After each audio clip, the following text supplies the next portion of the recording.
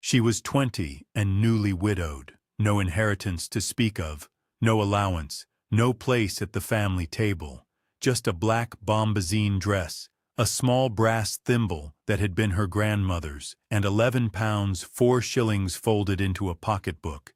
And with that thimble and those £11, Elizabeth Boone was sent by her late husband's brother, the Duke, to take up her widow's portion, a condemned manor called Ashmere Hall in the Shropshire Hills, boarded, sagging, and struck from the parish rates as unfit.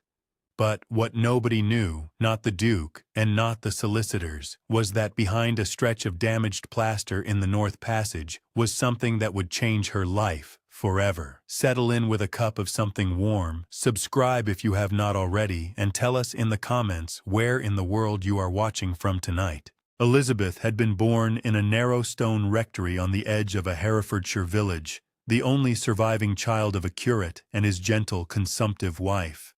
Her father was a mild man with weak eyes and a great capacity for Greek, but very little for money, and her mother, who had come from a family of small landowners near Ludlow, had brought to the marriage a set of silver teaspoons, a rosewood workbox, and a slow, patient cough.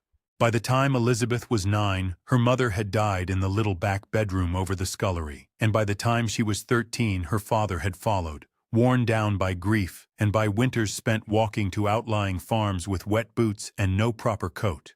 The living was reclaimed at once by the patron, and Elizabeth, who owned nothing but her mother's workbox, her father's Greek Testament, and the brass thimble her grandmother Boone had used for 40 years, was taken in by a distant cousin of her mother's, a Mrs. Whittaker, who kept a tidy small house in Bishop's Castle and let out 2 rooms to lodgers. Mrs. Whittaker was 62, widowed twice, childless, and possessed of the quiet, unhurried competence of a woman who had run large households and no longer had to. She was the one who taught Elizabeth what would later matter. In the mornings they did the accounts together at the deal table by the kitchen window, and Mrs. Whittaker showed her how a shilling could be stretched 3 ways if you knew your grocer, and how to read a builder's estimate the way a solicitor reads a will. In the afternoons they went into the garden, and Elizabeth learned to prune, to graft, to know which stones in a wall were bearing weight and which were only pretending. Mrs. Whittaker had a mason cousin and a joiner nephew, and a habit of listening to tradesmen with proper attention, and she passed on to Elizabeth the knack of asking small correct questions until the whole of a job stood clear in the mind. She taught her the plain cookery of the boarders, the airing of rooms, the mixing of lime wash, the setting of a copper, the way to test damp with the back of the hand. She taught her, too, without ever saying so, that a woman with steady hands and an honest ledger is not so easily got the better of. Elizabeth was 17 when she was introduced at a modest county assembly to Lord Henry Boone, the Duke of Ashmere's younger and only remaining brother, a thin, scholarly gentleman of 38 with a bad chest and a kind, dry humor. They were married quietly in the following spring, not at all to the Duke's approval, and they lived in a set of rented rooms above a bookseller's in Shrewsbury, because Lord Henry, though of ducal blood, was heir to nothing but his own small annuity of 400 a year. They were, in the plain sense of the word, happy. He read to her in the evenings, and she kept his accounts, and he called her, with great gravity, his very unsuitable Duchess. He died in the 3rd winter of their marriage of a putrid fever that took him inside a fortnight, and left her, at 20, a widow with no child, no house of her own, and a brother-in-law who had never troubled to send more than a card at Christmas. Through all of it she had carried 3 things: the workbox, of figured rosewood with a faded green silk lining, which had held her mother's needles, and now held her own; the Greek Testament, its pages soft at the edges from her father's thumbs; and the brass thimble, small enough to sit in the hollow of her palm, worn bright at the crown, where her grandmother's finger had pressed against 1,000 seams. Grandmother Boone had died before Elizabeth could properly remember her, but Mrs. Whittaker had told her once that the old woman had sewn shirts by candle for 2d. apiece after her husband was lost at sea, and had raised 4 children on that thimble and a sharp needle, and Elizabeth had kept it in her pocket every day since her mother put it into her hand at 9 years old. It was the size of a small acorn and warmer than it had any right to be. She was in the habit, when she needed to think, of turning it slowly between her fingers. She was turning it between her fingers on a wet March morning in the year the story properly begins, sitting in Mrs. Whittaker's front parlor with a letter from the Duke's solicitor open on her knee, and outside the window the first daffodils were coming up along the low stone wall, and the letter was very short. It was signed by a Mr. Purslow of Lincoln's Inn on behalf of His Grace the Duke of Ashmere, and it informed Lady Henry Boone that her widow's portion, as settled by the terms of the late Lord Henry's marriage articles, had been fixed at the sum of £40 per annum together with the use, for her natural life, of the house known as Ashmere Hall in the parish of Ashmere in the county of Shropshire, together with such gardens, outbuildings, and appurtenances as pertained thereto. She would be conveyed thither at the Duke's expense on the 14th of the month, and the keys would be delivered to her by one Mr. Hobb, the Duke's land agent, at the door. She would be expected to take up residence directly. The letter did not say welcome, and it did not say condolence, and it did not name her by her Christian name. It closed with the observation that His Grace trusted this arrangement would be found sufficient, and that no further communication upon the subject would be necessary. Elizabeth read it twice, and folded it back along its creases, and set it on the little tea-table beside her. She turned the thimble once more between her fingers, and then closed her hand around it. Mrs. Whittaker, who had been standing in the doorway with a cloth in her hand, pretending not to watch, came in and sat down opposite her without speaking, and Elizabeth handed her the letter, and Mrs. Whittaker read it slowly, moving her lips over the longer words, and then she set it down and said very quietly, £40 is not nothing, and Ashmere Hall is a roof. Elizabeth said she believed it was a condemned roof. Mrs. Whittaker said a roof was a roof until it fell in, and even then the walls beneath it might be sound, and there was a great difference between a house that had been let go and a house that could not be brought back. They sat with that for some time. The rain moved against the parlor window in slow gusts, and the daffodils outside bent and straightened. Elizabeth counted in her head what she still had.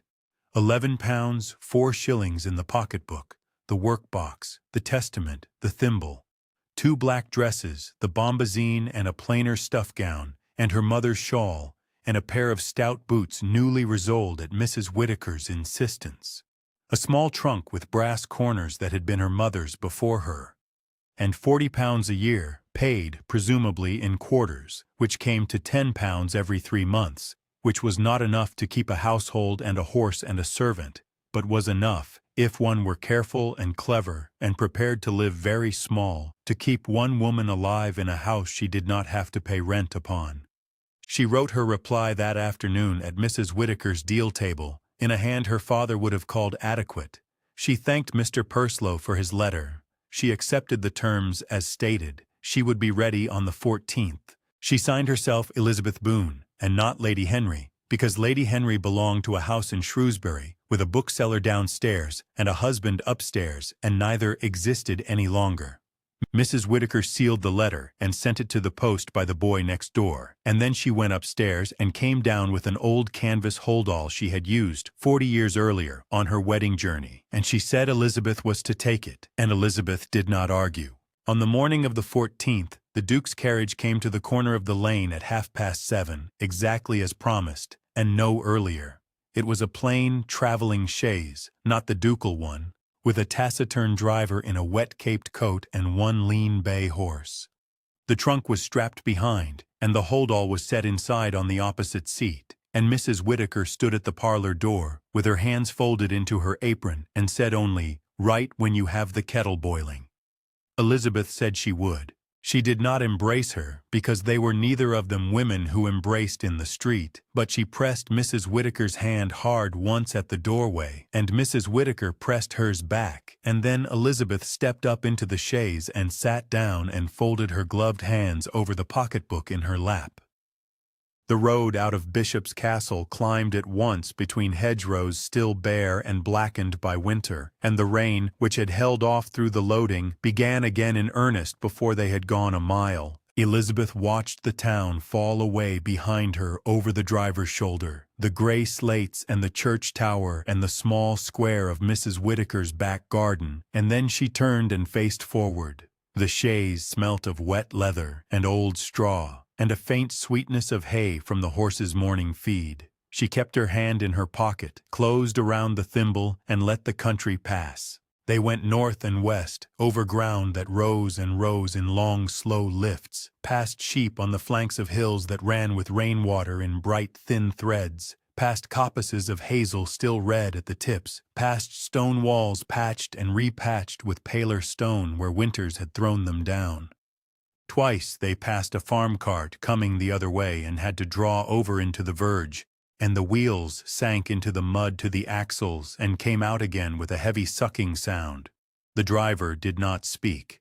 At noon he stopped at a low inn at a crossroads and gave the horse a nosebag and drank a pint of small beer standing under the eaves, and Elizabeth ate a piece of Mrs. Whitaker's seed cake wrapped in brown paper and drank a cup of hot water the innkeeper's wife brought her without being asked. Then they went on. By 3 the light had gone thin and gray, and the country had opened out into a broad, shallow valley of pasture and rough woodland, and the hills beyond it, dark and blunt and softened by mist, were the Shropshire Hills proper. She had not been so far west before. The lanes narrowed. The hedges grew taller and wilder. They passed a hamlet of 6 houses and a forge where a boy was banking a fire under a low-tiled roof, and the smell of coal and hot iron came briefly in at the window and was gone. The driver turned the chaise off the main road onto a rutted track marked by a leaning stone post with the word Ashmere cut into it and half smothered in ivy. The track went down through beechwoods where the last year's leaves lay wet and copper-colored underfoot, and then it climbed a little rise, and at the top of the rise the driver drew the horse in without a word and jerked his head forward, and Elizabeth leaned across the seat to look. Below them, in a shallow bowl of park land run wild to bracken and thorn, with a broken lime avenue leading up to it, and a slate roof gapped like a bad set of teeth, stood the house that was now, for her natural life, her own. The chaise went down the last of the slope at a walk, for the ruts were deep and the horse was tired, and the lime avenue that had once been a proper approach was reduced to a double line of gray trunks, with half the trees gone and the rest leaning at odd angles, so that the driver had to steer between fallen limbs and a shallow pool where the drive had subsided into the clay.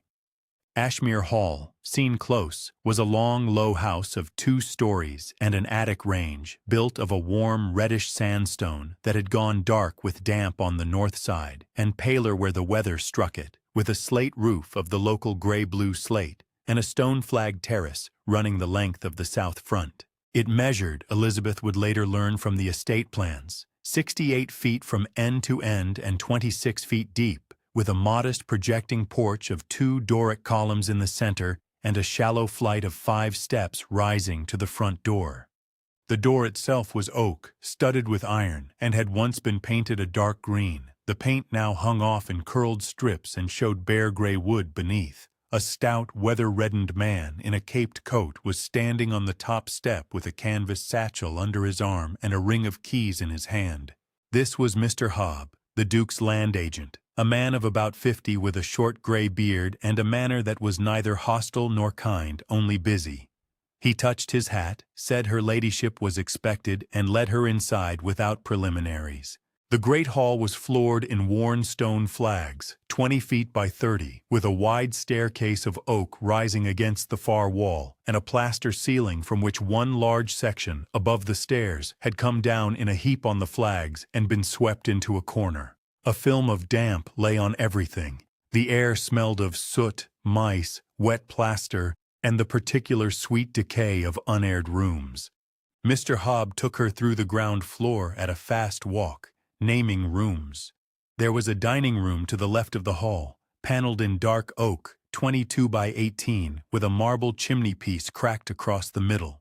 There was a drawing room to the right, of the same dimensions, with 3 long windows facing south over the terrace, 2 of the panes broken and stuffed with rags.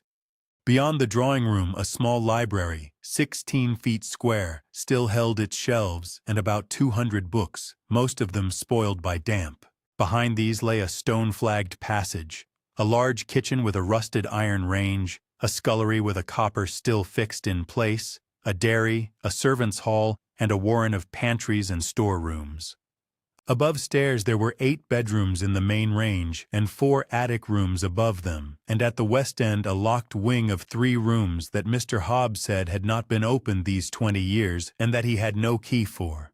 He put the ring of keys into her hand, 13 keys on an iron ring, each with a paper label written in a clerk's hand. Front door, back door, kitchen, cellar, gunroom, and so on. He told her the well in the yard was sound, the pump handle stiff but working. The nearest village of Ashmere Green was 1.25 miles down the lane, and the tenant farms of the estate, 3 in number, paid their rents through the Duke's office and were no concern of hers. He touched his hat again and was gone before 4 o'clock, and Elizabeth heard the wheels of his gig on the gravel and then only the rooks in the beeches and the sound of water running somewhere behind a wall. She stood in the great hall with the keys in her hand and the small trunk and canvas holdall on the flags beside her, and she began very slowly to walk through the house alone.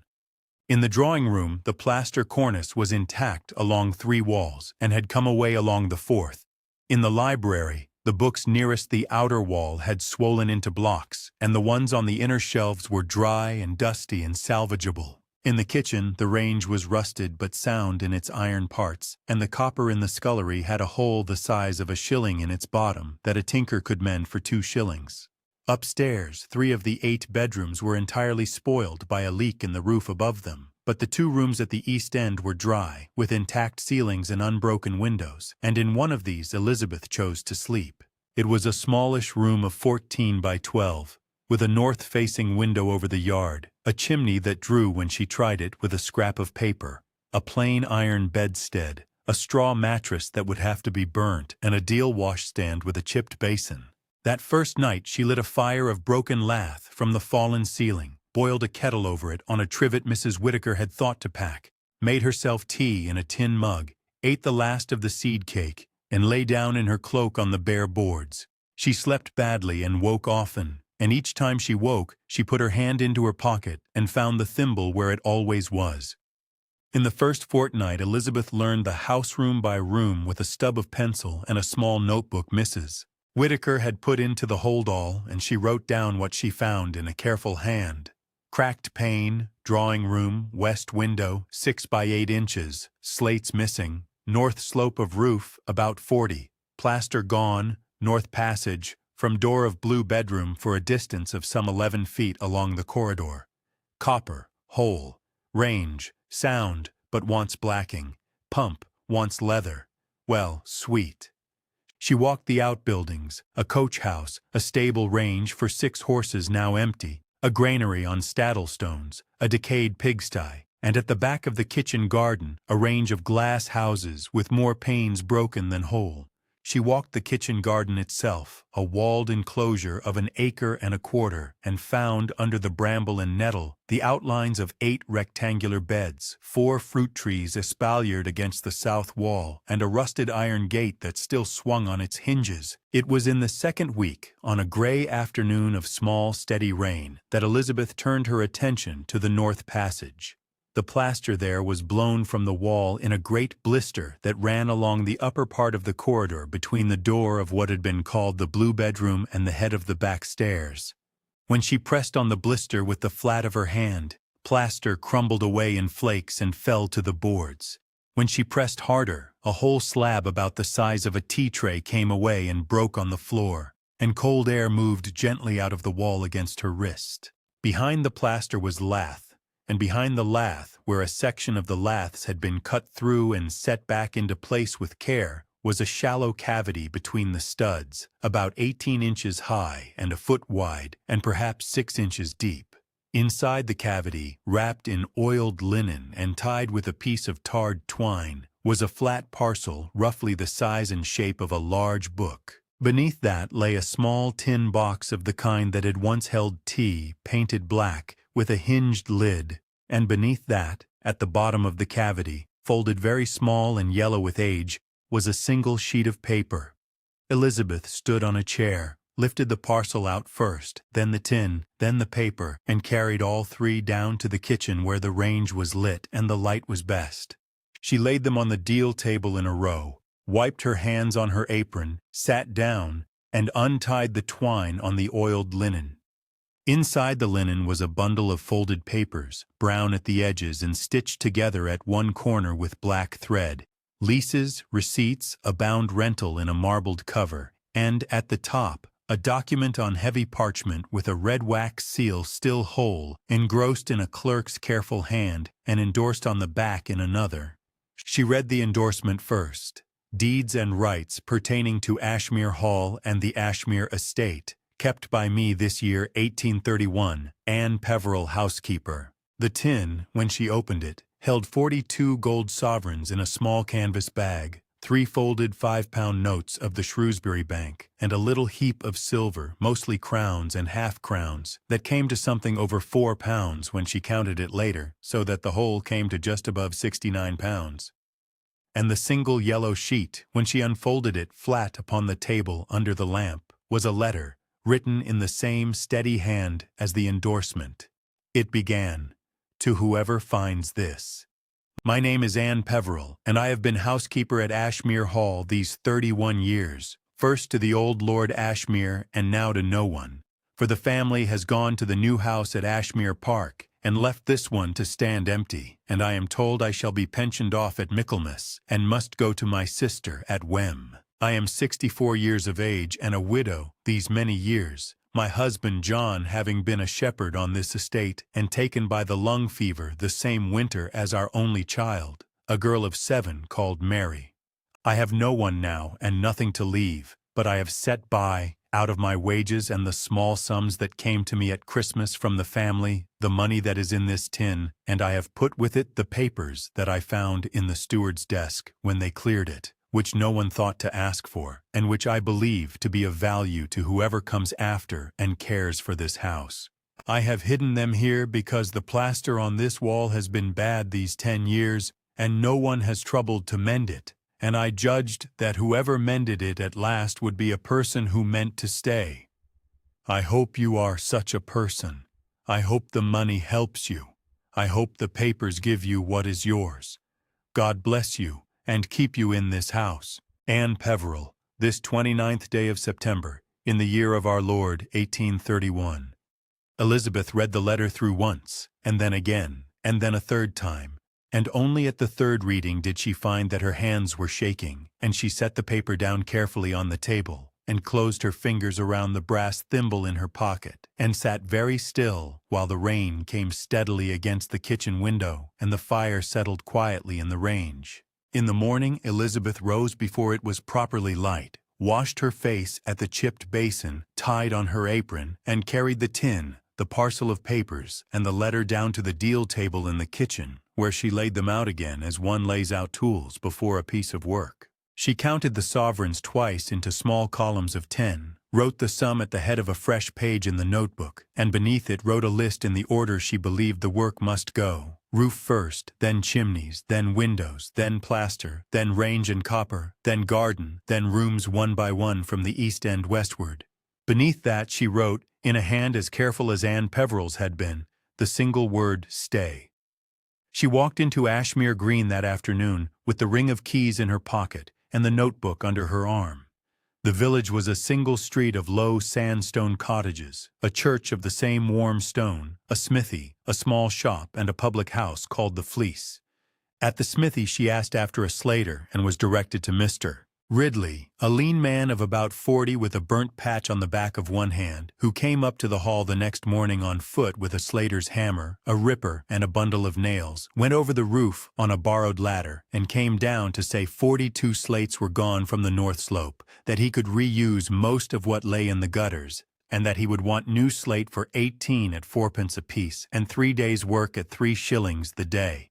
Elizabeth wrote the figures in the notebook, agreed the price, and paid him half a sovereign in advance from the tin. Mr. Padmore the mason was older, near 60, with white eyebrows and slow speech, and he came up on the second day with his boy and a barrow of lime, sand, and hair, and set about the chimneys where the flaunching had gone. He charged by the hour and by the load, kept a running tally on a scrap of slate in his waistcoat pocket, and would take his dinner in the kitchen if a plate of bread and cheese was set out. Mr. Trentham, the joiner, was 32 and newly married, and he came for the windows, cut new panes to size from glass, fetched by cart from Shrewsbury at 9pence the pane, puttied them in with his thumb, and rehung the drawing-room shutters on their old iron hinges after soaking the hinges overnight in oil. Mrs. Aldridge, the wife of the nearest tenant farmer, walked up the lane on the 4th day with a covered basket of eggs, a loaf, and a jar of pickled beetroot, said her ladyship would want a hen or two once the yard was cleared, and stayed an hour scrubbing the kitchen flags on her knees beside Elizabeth without being asked. She was 46, broad-shouldered and short with words, and when she left, she said only that she would come again on Tuesday. She came again on Tuesday, and on the Tuesday after that, and on every Tuesday through the spring. Elizabeth took the parcel of papers by carrier's cart to Shrewsbury, and laid it before Mr. Bramwell, a solicitor of Castle Street recommended by Mrs. Whittaker's joiner nephew. Mr. Bramwell was 60 and thorough, and he sat with the rental and the deeds a full afternoon before saying, quietly, that the papers proved the Ashmere estate held a mill lease at Ashmere Green worth £32 a year, a right of common on the 200 acres of the hill above, and rental claims on 3 cottages in the village that had been receded to the Hall and not to the Duke's office since the year 1799. He said the claims were sound, that arrears could not be recovered, but current rents could be redirected on notice, and that he would draw the notices himself for a guinea. Word travelled through Ashmere Green in the quiet way such words travel, from Mrs. Aldridge to the shop, from the shop to the fleece, from the fleece to the smithy, and by the end of April everyone in the parish knew that the young widow at the Hall had proved her rents, had paid Mr. Ridley in full for the roof, and had paid Mr. Padmore for the chimneys and Mr. Trentham for the windows, and had given the mill lease over to Mr. Bramwell to be set right at Michaelmas. She was known first as her ladyship, then as Lady Henry, and then, by a slow slippage that no one seemed to decide upon, simply as Mrs. Boone at the Hall, which was what she preferred, and what she signed on her orders at the shop. Small rituals formed around her without her having made them. On Monday mornings, Mr. Padmore's boy came up with the mason's slate for the week's account, and Elizabeth paid him in coin from the tin and gave him a slice of bread and dripping at the kitchen door. On Tuesdays, Mrs. Aldridge came with eggs and stayed to scrub or to help beat a carpet on the terrace rail.